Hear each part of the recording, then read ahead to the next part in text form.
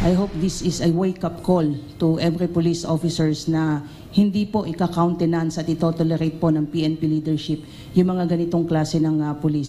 Sinangayunan ni Philippine National Police Chief, Police General Rodolfo Azurin Jr. ang rekomendasyon ng PNP Internal Affairs Service na alisin sa serbisyo si Police Master Sergeant Rodolfo Mayo Jr.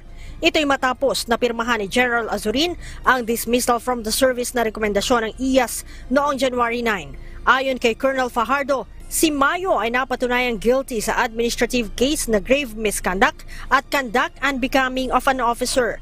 Yung dismissal order po ni Sergeant Mayo po ay for implementation na po. After po mapirmahan po ng ating Chief PNP yung kanyang decision dismissing him from PNP service sa noong March 6, 2023 po. Sinabi pa ni Colonel Fajardo na hindi matatanggap ni Mayo ang kanyang mga benepisyo.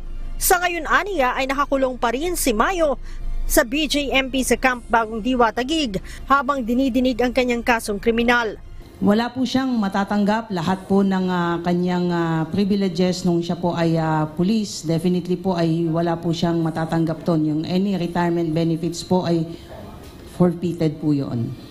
Si Police Master Sergeant Mayo ay ang pulis na sinasabing may-ari ng MPD Lending Incorporated sa Santa Cruz, Manila na nilusob ng mga otoridad noong October 2022. Nakumpiska dito ang nasa 990 kilos ng shabu na nagkakahalaga ng 6.7 billion pesos. Ang pagkakaugnay ni Mayo sa bilyong halaga ng shabu ang nagtulak sa PNP para linisin ang kanilang hanay sa pamamagitan ng pagsusumite ng courtesy resignation ng lahat ng third-level officers ng PNP. Leia Ilagan, UNTV, News and Rescue. Diyos ang aming sandigan, serbisyo publiko ang aming nahahalagahan.